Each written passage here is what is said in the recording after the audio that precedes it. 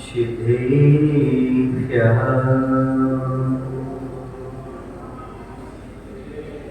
ॐ नमः सिद्धेभ्यः। जय श्री ओम नमः सिद्धेभ्यः।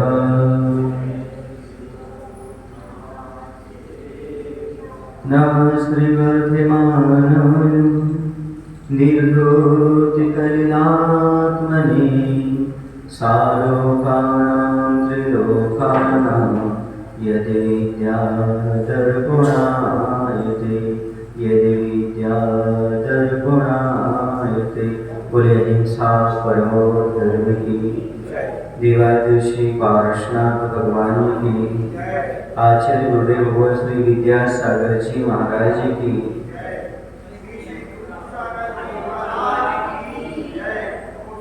जैन भूगोल में हमें सबसे पहले जानना है लोक किसे कहते हैं। जिस लोक में हम रह रहे हैं यह लोक क्या कहलाता है। और भी लोक होते हैं। तो आचार्य कहते हैं कि अनंत आकाश के मध्य का वह अनादि निधन व अकृत्रिम भाग जिसमें जीव आदि 6 द्रव्य रहते हैं वह लोक कहलाता है। अर्थात जहाँ पर 6 द्रव्य पाए जाए उसका नाम लोक है। ये 6 द्रव्यों के समूह का नाम लोक है। यह क्या होता है। आकाश तो अनंत है। लोकाकाश और अलोकाकाश के रूप में 2 प्रकार का हो जाता है। लोकाकाश उसे कहते हैं जहाँ पर 6 द्रव्य पाए जाते हैं और अलोकाकाश उसे कहते हैं जहाँ पर ये जीवादि द्रव्य नहीं पाए जाते हैं। तो ये लोक की बात कह रहे हैं। तो अनंत आकाश के मध्य में वह अनादि निधन जिसे किसी ने बनाया नहीं और जो कभी नष्ट नहीं होगा। अकृत्रिम ऐसा भाग है जिसे किसी ने निर्माण नहीं किया। उसमें जीवादि 6 द्रव्य पाए जाते हैं वह लोक कहलाता है। लोक का आकार कैसा है। तो लोक का आकार है आप पहले एक गिलास रखिएगा। उल्टा गिलास रखिएगा। गिलास जानते ना। उसके ऊपर एक सीधा गिलास रखिएगा। ऐसा रखिएगा। उसके ऊपर सीधा गिलास। फिर तीसरा गिलास उसके ऊपर उल्टा रखिएगा। ऐसे 3 गिलास के मेल से जो आकार बनता है वह लोकाकाश का आकार बन जाता है। या दोनों पैर फैला करके कोई पुरुष कमर पर हाथ रख करके खड़ा हो जाए तो यह लोक का आकार बन जाया करता है। 2 प्रकार से हम लोक के आकार को समझ सकते हैं। 3 गिलास लो सबसे पहले। तो एक गिलास उल्टा रखो, दूसरा सीधा रखो उसके ऊपर और तीसरा फिर उल्टा रखो। जो आकार बने वह लोक का आकार हो जाएगा। और पुरुषाकार पुरुष कटी पर हाथ रख करके खड़ा हो, दोनों पैर फैला करके और कमर पर हाथ रखे हो। यह जो लोक का आकार बनता है वह लोक का आकार कहलाता है। और भी जैन सिद्धांत उसमें बताया है कि मिस्र देश में जो है वहाँ पर गिरजाघर में बने हुए स्तूप है महास्तूप। उसका आकार जो है वह किंचित लोक से मिलता जुलता है। तो ये लोकाकाश का पूरा वर्णन है। इसमें कैसा है। लोक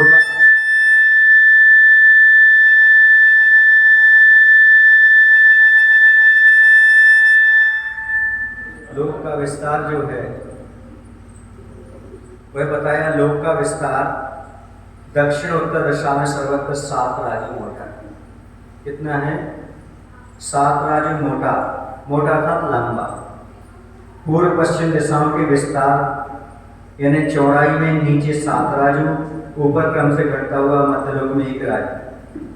उसके पश्चात क्रमशः बढ़ता बढ़ता ब्रह्म स्वर्ग में 5 राजू, फिर क्रमशः घटता हुआ लोक के अंत में 1 राजू चौड़ा है।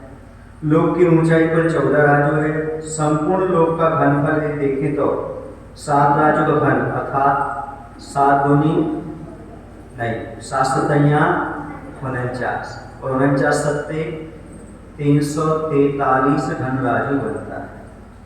लोक का पूरा विस्तार कितना हो जाएगा? 343 धनराजु बनेगा। राजु किसे कहते हैं? यदि हम राजु की बात करें तो सामान्य परिभाषा में यही कह सकते हैं हम, असंख्यात योजन का एक राजु होता है। अब फिर आप पूछेंगे कि योजन किसे कहते हैं? लगभग 12 किलोमीटर का बनता है। एक योजन कितना? हाँ, सामान्य योजन, महायोजन नहीं, सामान्य योजन 12 किलोमीटर का बनता है। और असंख्यात योजनों का क्या हो जाता है? एक राजु हुआ करता है। और इस परिभाषा से अपन देख लें तो एक प्रदेश वाली 7 राजु लंबी आकाश प्रदेश की पंक्ति को जगत श्रेणी कहते हैं और जगत श्रेणी के 7वें भाग को राजु कहते हैं। ये आगम की परिभाषा है कि एक प्रदेश वाली 7 राजु लंबी आकाश प्रदेश की पंक्ति को जगत श्रेणी कहते हैं। प्रदेश किसे कहते हैं? परमाणु आकाश के स्थान को, स्पेस को जितना घेरता है उसे एक प्रदेश कहते हैं। ऐसा वह एक प्रदेश वाली 7 राजु लंबी आकाश प्रदेश की पंक्ति को जगत श्रेणी कहते हैं। यहाँ पर रिसर्च हुआ तो इसका पंडित माधवाचार्य ने कहा कि 1000 भार का एक गोला, कितने? 1000 भार का एक गोला इंद्रलोक से नीचे गिरकर 6 माह में जितनी दूरी तय करता है वह एक राजु है। समझ गए? ये मात्र किसी का मत है, किसी का कहना है इस प्रकार का। बाकी असंख्यात योजन का क्या होता है? एक राजु होता है। अपन ये मान करके चले। और योजन कितने का होता है? लगभग 12 किलोमीटर का। अब अधोलोक कितने राजु में है एवं वहाँ कौन कौन रहते हैं? अधोलोक कहाँ है? नीचे। आप कहाँ पर हैं? मध्यलोक में हैं आप। लोक 3 होते हैं, अधोलोक, मध्यलोक और ऊर्ध्वलोक। आप लोग कहाँ रहते हैं? मध्यलोक में रहते हैं। और नीचे अधोलोक है जहाँ पर देव भी रहते हैं और नारकी भी रहते हैं। समझ गए ना? दोनों की व्यवस्था नीचे है। तो कह रहे हैं अधोलोक 7 राजु में है। कितने में है? 7 राजु में है। 6 राजु में 7 पृथ्वी नरक हैं। एक पृथ्वी से दूसरी पृथ्वी के बीच एक राजु में कुछ कम अर्थात असंख्यात जन प्रमाण खाली आकाश है 2 पृथ्वियों के बीच में। इनमें सबसे ऊपर मेरु पर्वत की आधारभूत रत्नप्रभा नाम की पृथ्वी है। जहाँ पर मेरु पर्वत खड़ा हुआ है मध्यलोक में, उसका आधार कोई है तो वह रत्नप्रभा पृथ्वी है नीचे, जिनके 3 भाग हो जाते हैं। उस पृथ्वी की, रत्नप्रभा पृथ्वी के 3 भाग हो जाते हैं। प्रथम पृथ्वी जो है उसके 3 भाग हो जाते हैं, एक खर भाग, दूसरा पंख भाग और तीसरा अपोहल भाग। ये 3 भाग। तीसरे भाग में जो अपोहल भाग है ना, उसमें नारकी रहती है। तो खर भाग 16,000 योजन मोटा है। इसमें भवनवासी और व्यंतरों के आवास बने हुए हैं। क्योंकि भवनवासी देव और व्यंतरों के आवास बने हुए हैं खर भाग में, जिसमें असुर कुमार के अलावा 9 प्रकार के भवनवासी एवं राक्षस देवों के अलावा शेष 7 प्रकार के व्यंतर देव। क्योंकि भवनवासी 10 प्रकार के होते हैं। कितने प्रकार के होते हैं? उसमें से असुर कुमार को निकाल दो, बाकी 9 प्रकार के देव कहाँ रहते हैं? खर भाग में रहते हैं। और राक्षस आदि जो है ना, ये 8 प्रकार के व्यंतर देव होते हैं। उसमें से राक्षस को निकाल दो, बाकी ये 7 प्रकार के, 9 प्रकार के कौन हो गए? भवनवासी। और 7 प्रकार के कौन हो गए? व्यंतर। ये जो है ये खर भाग में निवास किया करते हैं। फिर दूसरा भाग आता है रत्नप्रभा पृथ्वी का, उसका नाम है पंख भाग। उसमें 84,000 योजन मोटी है वो। इसमें भवनवासी देवों के असुर कुमार देव और व्यंतरों के जो राक्षस बचे थे ना, वो इसमें निवास करते हैं। इसमें रहते हैं वो पंख भाग में रहा करते हैं। समझ में आया आपको? जो भवनवासी के और व्यंतर के 2 बच गए थे। भवनवासी का असुर कुमार जाति बच गए थे और व्यंतरों के राक्षस बच गए थे। वो दोनों के दोनों पंख भाग में रहते हैं। इसके बाद अपोहल भाग आता तीसरा भाग, वो है 80,000 योजन मोटा। इसमें नारकी रहती है। इस भाग में कौन रहते हैं? नारकी। उसके रत्न प्रभा पृथ्वी के 3 भाग करने पर ये तीसरे भाग में जो है वह नारकी जीव रहा करते। इस प्रकार प्रथम पृथ्वी की मोटाई 1,80,000 योजन है। दूसरी सर्करा पृथ्वी की मोटाई 32,000 योजन है। तीसरी बालुका प्रभा की मोटाई 28,000 योजन है। चौथी पंख प्रभा पृथ्वी की मोटाई 24,000 योजन है। पांचवी जो धूम प्रभा पृथ्वी की मोटाई है वह 20,000 योजन है। छठवीं तमहा प्रभा पृथ्वी की मोटाई 16,000 योजन है। एवं जो सातवीं महातमा प्रभा पृथ्वी है उसकी मोटाई 8,000 योजन है। एवं अंत एक राज्यों में निगोद आदि पंच स्थावर रहते हैं, जिसे कलम कला पृथ्वी कहते हैं। ऐसा त्रिलोक सार में भी आया है और अकलंक देव ने राजवार्तिक ग्रंथ में भी खोला है कि 7वें नरक के नीचे एक पृथ्वी और है। क्या है? जिसका नाम कलम कला है। उस पृथ्वी में स्थावर जीव रहते हैं, निगोद आदि एक इंद्रिय जीव वहां पर पाए जाते हैं सबसे नीचे। समझ गए ना? वो भी एक प्रकार से 8वीं पृथ्वी है नीचे और एक 8वीं पृथ्वी ऊपर है, ईसत प्रागभाग। इस प्रकार से 7 पृथ्वी के नीचे यह कलमकला पृथ्वी पाई जाती है। ऐसा ही अधोलोक का वर्णन है। मात्र रत्न प्रभा पृथ्वी के 3 भाग किए गए हैं, जिसमें भवनवासी और व्यंतर के भवनवासी के 9 और व्यंतरों के 7 प्रकार के देव खर भाग में रहते हैं और असुर कुमार और राक्षस जाति के देव पंख भाग में रहते हैं। बाकी तीसरे भाग में अपोहल भाग जिसे कहते हैं, इसमें नारकी जीव रहते हैं। बाकी कलमकला पृथ्वी को नीचे छोड़ करके उसके ऊपर की जो और 6 पृथ्वियां हैं उन सब में किनका निवास है? नारकी जीवों का निवास है। वहां पर नारकी जीव रहा करते हैं। ऐसी इनकी व्यवस्था है।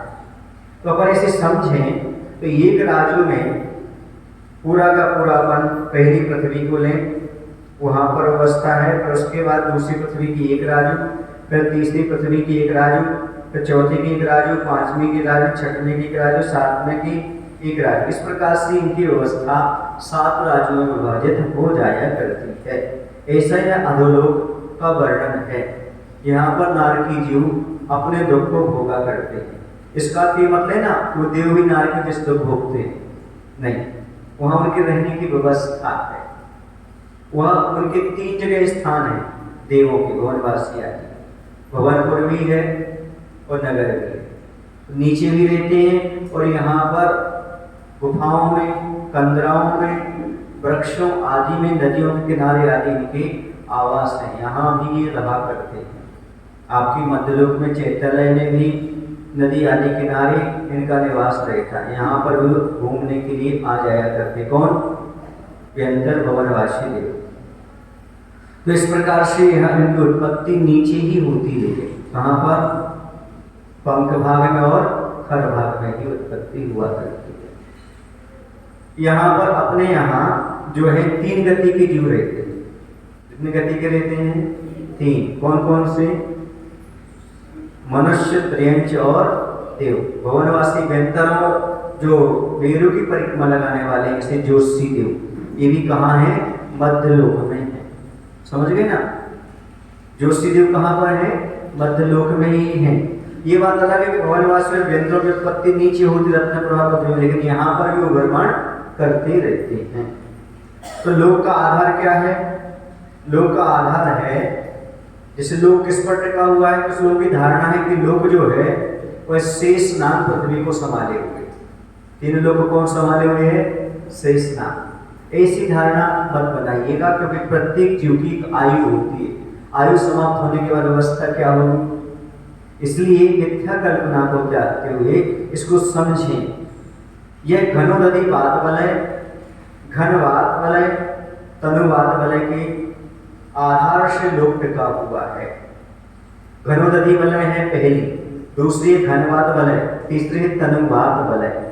जैसे चमड़ी शरीर को चारों ओर से घेरे रहती है, या जैसे छाल वृक्ष को चारों से घेरे रहती है, वैसे ही ये तीनों बात वाले चारों ओर से लोग को घेरे हुए हैं। कैसे घेरे हुए हैं? चारों ओर। जैसे आपने देखा होगा टायर होता है ना, टायर के अंदर क्या होता है? ट्यूब के अंदर क्या भरी रहती है? हवा। उसके आधार पर आपकी बड़ी बड़ी वाहन, गाड़ियां आदि चलती हैं। इसी प्रकार से घनोदरी, घनवात और तलवार, ये तीन वलय हैं लोग के चारों ओर, यानी सब दिशाओं में उसको छाल जैसे लपेटे हुए हैं। लोग के नीचे तथा दोनों पार्श्व भागों में नीचे एक राजू की ऊंचाई तक, अर्थात जहां तक पंच स्थावर रहते हैं, एवं सातों भूमियों के नीचे एवं ईशत प्रागभार नामक 8वीं पृथ्वी के नीचे तीनों बात वलय 20-20 हजार योजन मोटे हैं। कितने योजन मोटे हैं? 20-20 हजार। इतने योजन मोटे वहां पर बात वलय हैं।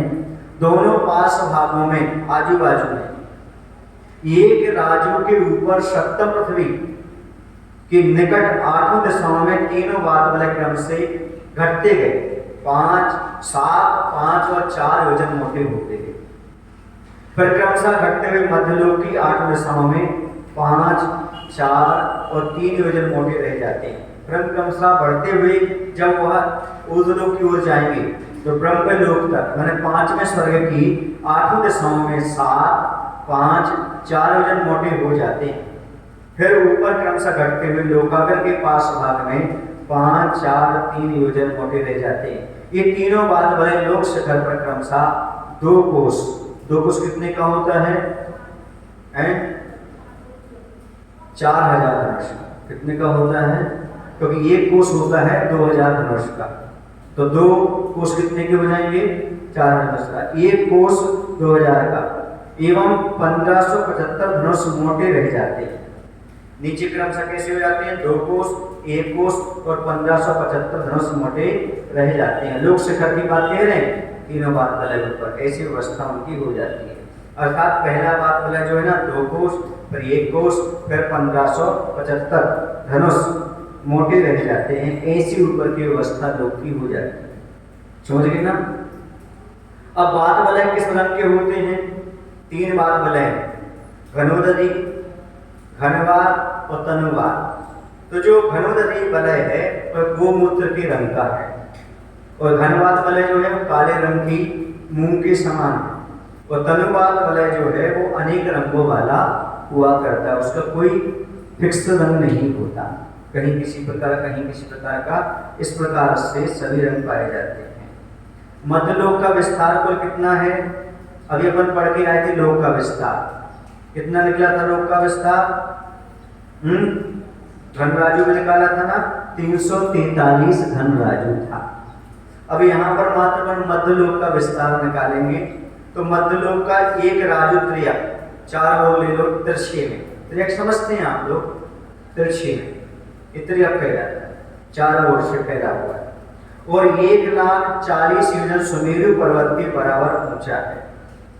क्योंकि उसके बाद एक बार का अंतर आता है तो और लोग शुरू हो जाता है। सुमेरु पर्वत की जड़ 1000 योजन जो चित्रा पृथ्वी में नींव के रूप में है, तो 99,000 योजन ऊंचा एवं 40 योजन की चोटी चूलिका है। इस प्रकार से किसकी है? सुमेरु पर्वत की व्यवस्था बताई। पहले उन्होंने बताया कि मध्यलोक एक राजू त्रियक फैला हुआ है और 1,40,000 योजन सुमेरु पर्वत के बराबर ऊंचा है। कितना?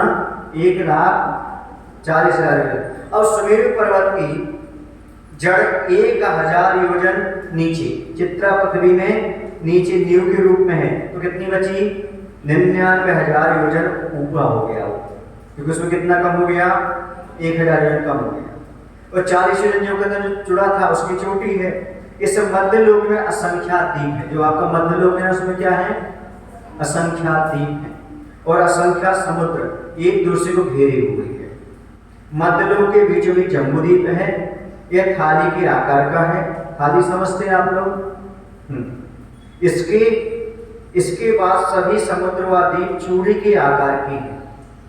जम्बूद्वीप का विस्तार 1,00,000 योजन है। जम्बूद्वीप को घेरे हुए लवण समुद्र, इसका विस्तार 2,00,000 योजन है। अब दूना होता जाएगा। लवण समुद्र का धात्विक खंड द्वीप से घिरा है, इसका विस्तार 4 हो जाएगा। तो धात्विक खंड द्वीप पालोदरी समुद्र से परिवेष्टित है, इसका विस्तार 8 योजन हो जाएगा, 8 लाख योजन। फिर पुष्कर द्वीप पुष्कर समुद्र से घिरा है, इसका विस्तार 16 लाख योजन हो जाएगा। किंतु बीच में मानसूत्र पर्वत आ जाएगा, यहाँ तक ही मनुष्य जन्म लेते। कहाँ तक? मानसूत्र पर्वत के आगे मनुष्य नहीं जा सकता। तो मानसूत्र पर्वत होने से इसका विस्तार 8 लाख योजन हो जाता है।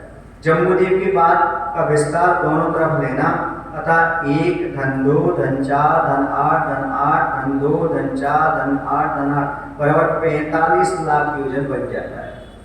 इस अढ़ाई द्वीप में मनुष्य रहते हैं, मनुष्य इसके आगे नहीं जा सकते, अतः इस पर्वत का मानुषोत्तर पर्वत नाम सार्थक है। देखिए ना, बीच में जो है सुमेरु पर्वत है, क्या है? हाँ, और मध्यलोक के बीचों बीच जो है वह जम्बूद्वीप है। क्या है? जम्बूद्वीप। फिर उसके बाद आता है आपका जम्बूद्वीप के बाद लवण समुद्र, ऐसा फैला हुआ है चारों दिशाओं में लेकर के। किसके आकार का है जम्बूद्वीप? बता दिया आपको कैसा है जम्बूद्वीप, बताओ। हाँ, थाली के आकार का है। बाकी उसके बाद जो आएंगे समुद्र वगैरह द्वीप वगैरह, वो सब चूड़ी के आकार के बनते चले जाएंगे। और निश्चित है दूरी दूरी कैसे हो जाएंगे, वो इसको घेरा है इसने, और उसको घेरा है समुद्र ने, तो समुद्र के बाद द्वीप ने घेरा है, तो द्वीप के बाद फिर समुद्र आएगा, फिर द्वीप आएगा, ऐसा चल करके 8वें द्वीप तक पहुंच जाएंगे पर तो नंदीश्वर द्वीप आ जाएगा। समझ गए? इसके बाद असंख्यात अंतिम जो है ना स्वयंभूरवण द्वीप है और स्वयंभूरवण समुद्र है। अंतिम द्वीप की व्यवस्था ये है, बाकी बीच में असंख्यात द्वीप और समुद्र आते हैं। अपन ये 2.5 द्वीप तो जानते ही हैं, लवण समुद्र पुष्कर वगैरह। यहाँ तक पहुँचने के बाद असंख्यात द्वीप समुद्र और घिरे हुए हैं। लास्ट में स्वयंभू लवण द्वीप और समुद्र आता है। ऐसी इसकी पूर्ण रूप से व्यवस्था है। जो मानुषोत्तर पर्वत है वहाँ तक ही मनुष्य लोक है, जो केवल मनुष्य लोक का विस्तार समझ रहे हैं, इसलिए मनुष्य लोक तक की बात यहाँ पर इन्होंने बता दी कि मनुष्य लोक की ऐसी व्यवस्था है। समझ गए आप लोग कैसे है? सबसे पहले अपन कहाँ है? यहाँ पर जम्बूद्वीप, 1 लाख योजन, ठीक है ना। फिर उसके बाद घेरे हुए लवण समुद्र, कितना हो जाएगा वो? 2 लाख योजन। फिर उसको घेरे हुए हो जाएगा धात्विक खंड, 4 लाख योजन। फिर आ जाएगा कालोदरी समुद्र, वो 8 लाख योजन हो जाएगा। फिर पुष्कर द्वीप आ जाएगा, वह 8 लाख योजन हो जाएगा, और आधा हो जाएगा पुष्कर द्वीप, सो मानुषत्व पर्वत। ऐसे मिलाकर के 2.5 द्वीप हो जाता है। जम्बूद्वीप, लवण समुद्र, धात्विक खंड, कालोदरी समुद्र और पुष्कर द्वीप आधा, ये मिलाकर के 2.5 द्वीप कहलाते हैं जहां पर मनुष्य रहा करते हैं। आया समझ? 2.5 द्वीप किसे कहते हैं? एक आ गया जम्बूद्वीप, ठीक है ना। कौन सा आ गया? जम्बूद्वीप। फिर आ गया धात्विक खंड, फिर उसके बाद आता है लवण समुद्र, लवण समुद्र का धात्विक खंड, कालोदरी समुद्र, कालोदरी का पुष्कर द्वीप। तो ये आपका जो है जम्बूद्वीप हो गया, धात्विक खंड हो गया, उस पुष्कर आधा हो गया। तो 2 जी हो गए, 2 समुद्र, 2 द्वीप और आधा मानुषोत्तर हो गया। इस प्रकार 2.5 द्वीप होते हैं। 2.5 द्वीप के अंदर ही पुष्कर को आधा क्यों लिया? पुष्कर आधा क्यों? क्योंकि मानुषोत्तर पर्वत से वो डिवाइड हो जाता है। उसके इस तरफ ही, मानुषोत्तर पर्वत के इस तरफ ही उसमें पुष्कर में मनुष्य रहते हैं, इसलिए प्राण मानुषो प्राण मनुष्य। मानुषोत्तर पर्वत के पहले मनुष्य रहते हैं, उसके आगे कोई भी मनुष्य नहीं जा सकता, न उत्पत्ति की अपेक्षा और न यहाँ से किसी प्रकार से जा सकता है। ऐसे ही 2.5 द्वीप कह लो, 2.5 द्वीप की संरचना है जहाँ पर आप लोग रह रहे हो। इसी 2.5 द्वीप में 3 कम नौकर मुनिराज हुआ करते हैं। इसमें जो 2.5 द्वीप आपका है, यहीं से मुक्ति आदि का संपादन हुआ करता है। इस द्वीप का नाम जो अभी पढ़ के आया, जम्बूद्वीप क्यों पढ़ा? जम्बूद्वीप क्यों कहते हैं आप लोग? जम्बूद्वीप, हाँ, तो क्यों? जम्बूद्वीप जो है ना उत्तर पूर्वी अर्थात ईशान दिशा में, कौन सी दिशा में? ईशान दिशा में स्थित है। एक अनादि निधन जम्बू का वृक्ष है। जामुन समझते आप लोग? जामुन नहीं जानते? जामुन, हाँ, तो जम्बू का वृक्ष होने से उसका नाम जम्बूद्वीप है। ऐसे अन्य भी है, जैसे धारकी खंड में उत्तर पूर्व में इसमें धारकी वृक्ष है, इसका नाम धारकी खंड हो गया। पुष्कर द्वीप है, उसमें पुष्कर वृक्ष है, इसलिए उसका नाम पुष्कर द्वीप हो गया। इन वृक्षों के आधार पर उनके नाम हो गए। असंख्यात द्वीप समुद्र हैं, ये सबके नाम हैं, लेकिन शब्द तो हमारे संख्यात हैं। तो द्वीपों के नाम कैसे असंख्यात, तो डबल नाम भी हो जाते हैं। क्या हो जाते हैं? डबल नाम भी आ जाते हैं। इसलिए ये असंख्यात द्वीप और समुद्र हो जाया करते हैं। अब यहाँ पर हमें समझना है कि जम्बू द्वीप को विभाजित करने वाले पर्वतों के नाम कौन कौन से हैं, उनका रंग कौन कौन सा है, उन पर स्थित तालाब कौन कौन से हैं, तालाबों के मध्य में कमल में निवास करने वाली देवियां कौन कौन सी हैं, और इन तालाबों से निकलने वाली नदियों के नाम कौन कौन से हैं। क्योंकि अपन जो ढाई द्वीप में पढ़ रहे हैं, इसमें जम्बू द्वीप आदि को विभाजित करने वाले जो हैं, उन पर्वत आदि का नाम भी जानना बहुत आवश्यक है। कैसे इसकी संरचना है, कैसा इनका विभाजन है, इसके बारे में जानने की जरूरत है। तो सबसे पहले अपन देखें, इसमें सबसे पहला पर्वत है हिमवन पर्वत, जो क्या करता है, जिसमें स्वर्ण के समान इसका रंग है, इसमें पद्म नाम का तालाब है, और इसमें श्री नाम की देवी निवास करती है। इसमें गंगा, सिंधु और रोहितास्या, ये 3 नदियां यहाँ से निकलती हैं। कौन से पर्वत से? हिमवन पर्वत से। दूसरा पर्वत है, उसका नाम है महाहिमवन, इसका रंग चांदी के समान है, तालाब का नाम है महापद्म, और देवियां का नाम है गिरिदेवी। और नदियां जो हैं, इसमें रोहित और हरिकांता नाम की 2 नदियां निकलती हैं। इस तालाब के नाम पद्मावती क्यों पड़ गए? कमल के नाम से पड़ गए। जैसा इसमें कमल था, कमल के नाम पर इसकी तालाबों के नाम पड़ गए। अब इसमें दूसरा पर्वत था, तीसरा पर्वत था निसर, तपाए हुए स्वर्ण के समान इसका रंग है। इसमें त्रिगिंछ नाम का तालाब है, और देवी धृति नाम की देवी यहाँ पर निवास करती है। इससे निकलने वाली 2 नदियां हैं, हरित और शीतोदा। चौथा है नील, इसका रंग है बैडून मणि के समान, तालाब है केसरी, देवी का नाम है कीर्ति, और नदी का नाम है सीता और नरकांता। ये दोनों नदियां वहां से निकलती हैं। रुक्मी नाम का पर्वत है, उसमें उसका रंग जो है चांदी के समान है, तालाब महापुंडरीक है, देवियां वहां पर बुद्धि नाम की देवी निवास करती है, नदियां नारी और रूपकुला नाम की 2 नदियां निकलती हैं। शिखरी पर्वत है, रंग है स्वर्ण के समान, तालाब है पुंडरीक, देवी है लक्ष्मी, नदियां स्वर्णकुला, रक्ता और रक्तोदा। इस प्रकार से ये तालाब, पर्वत और नदियों का विस्तार यहाँ पर बताया कि इस प्रकार की व्यवस्था हुआ करती है। इसमें 6 पर्वत होते हैं। इन 6 पर्वतों से 7 क्षेत्र कौन कौन से हैं तो उन्हें समझना है। आप लोग तत्वसूत्र पढ़ते हैं, भरत, हेमंत, हरि, विदेह, रम्यक, हैरण्य, ऐरावत, ये पढ़ते हैं ना आप लोग। ये 7 क्षेत्र हुआ करते हैं। भरत क्षेत्र यानी भरत वर्ष कहेंगे, क्या कहने? भरत वर्ष, हेमंत वर्ष, हरि वर्ष, विदेह वर्ष, रम्यक वर्ष, हैरण्यवत वर्ष, ऐरावत वर्ष, ये 7 क्षेत्र हुआ करते हैं। इन 7 क्षेत्रों के माध्यम से सारी की सारी यहाँ पर व्यवस्था चलती रहती है। कौन सी नदी किस समुद्र में जाकर मिलती है? तो गंगा है, रोहित है, हरित है, सीता है, नारी है, स्वर्णकुला है और रक्त। ये 7 नदियां तो पूर्व रमण समुद्र में जाकर मिलती हैं। और जो सिंधु है, रोहितास्या, हरिकांता, शीतोदा, नरकांता, रूपकुला, रक्तोदा, ये 7 नदियां पश्चिम लवण समुद्र में जाकर के मिला करती हैं।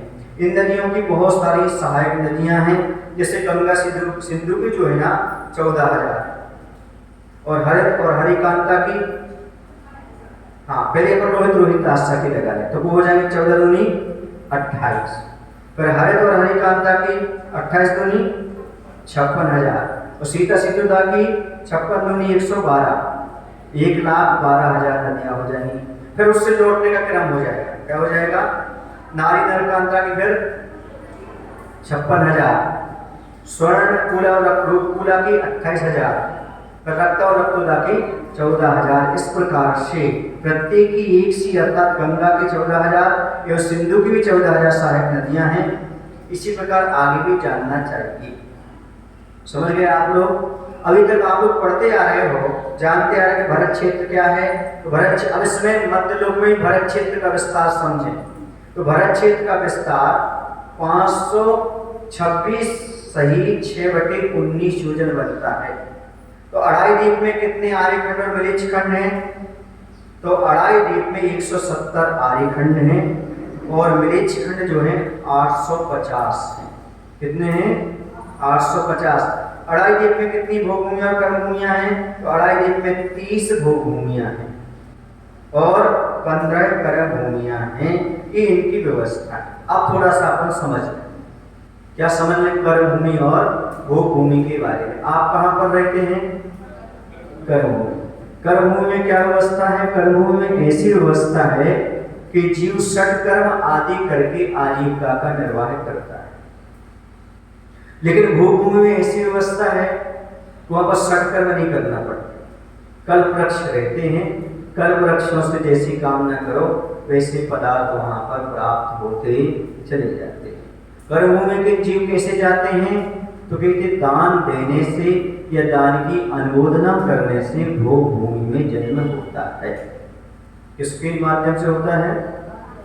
दान देने से या दान की अनुमोदना करने से भोग भूमि में जन्म होता है। भोग भूमि कोई अच्छी चीज नहीं है यदि कल्याण की दृष्टि से देखा जाए तो, क्योंकि भोग भूमि में संयम नहीं है। क्या नहीं है? भोग भूमि में संयम नहीं। वहां पे जो संयम नहीं ले सकते, मात्र वहां पर 4 गुणस्थान ही हुआ करते। कितने गुणस्थान होते हैं? 4 गुणस्थान होते हैं। असंयम सम्यक दृष्टि तक ही वहां पर रहते हैं, इतना तक कि अनुव्रत ग्रहण करने की भी पात्रता उन भोगभूमि जीवों को नहीं होती। बात ऐसे ही होती है, कोई भी दान देने वाला या तो स्वर्ग जाता है या मोक्ष जाता है। क्या करने वाला? दान देने वाला या तो स्वर्ग जाएगा या मोक्ष जाएगा। लेकिन पहले किसी ने मनुष्य त्रेंच आयु का बंध कर लिया। किसका कर लिया? मनुष्य और त्रेंच आयु का बंध कर लिया, फिर उसने दान दिया। तो दान देने से उसने भोग भूमि का बंध कर लिया। अर्थात अब वह जीव ऐसा करेगा कि यहाँ का कर्म भूमि का मनुष्य त्रेंच नहीं बनेगा, वो कहाँ का बन जाएगा?